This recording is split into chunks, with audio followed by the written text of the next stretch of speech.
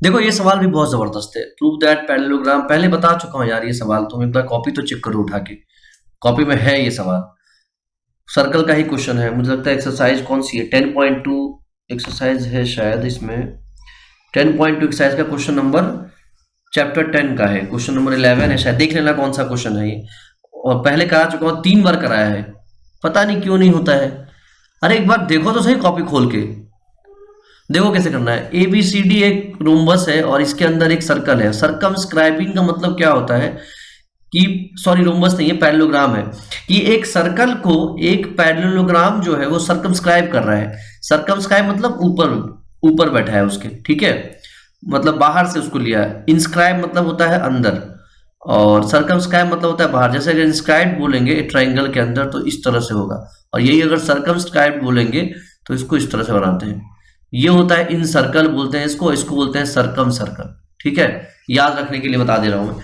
अब यहाँ आ जाओ, देखो ये ए बी सी डी एक हमने पैरेललोग्राम ले लिया और ये हमारा सर्कल है, सेंटर ओ है।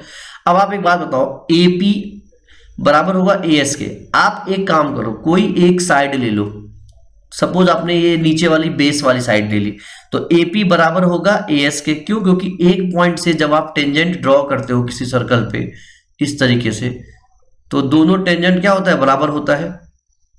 तो AP बराबर होगा AS के, AP बराबर होगा AS के, और BP बराबर होगा BQ के। अगर AP उठाया है तो ऑब्वियसली BQ भी, BP भी दिखाना पड़ेगा।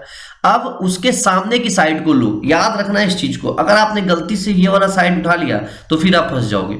सामने की साइड लो, सामने की साइड लोगे तो CR बराबर होगा DR के, CR बराबर होगा CQ के, ये चीज इसके बराबर होगा, और DR बराबर होगा SD के, होगा। अब आप इसको 1 मान लो, इसको 2 मान लो, इसको 3 मान लो, और इसको 4 मान के चारों को ऐड कर दो। जब आप ऐड करोगे तो आपको मिलेगा AP plus BP CR plus DR, और इधर मिलेगा AS BQ QC और SD।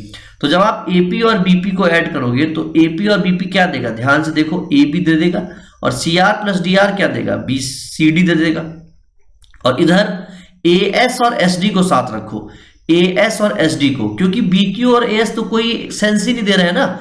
AS और BQ कैसे ऐड करोगे, ये AS है और ये BQ है, तो कोई सेंस नहीं दे रहा है, हमको तो एक साइड निकालनी है। तो AS और SD को साथ में कर लिया तो ये बन गया हमारा AD, और BQ और QC को कर लिया तो ये बन गया हमारा BC।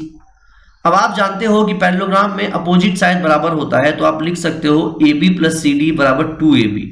ये नहीं समझ में आया? अरे भाई AB बराबर है CD के, क्यों, अपोजिट साइड्स है ना पैरेललोग्राम की, तो यहां से आ जाएगा 2AB, और AD BC के बराबर है तो यहां से आ जाएगा 2AD। 2 से 2 कट जाएगा तो AB बराबर हमने क्या प्रूव कर दिया, AD प्रूव कर दिया।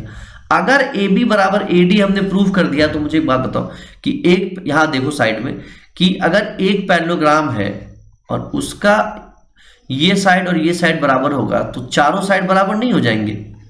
ये इसके बराबर है और ये सामने वाले के है और ये भी सामने वाले के, तो चारों साइड।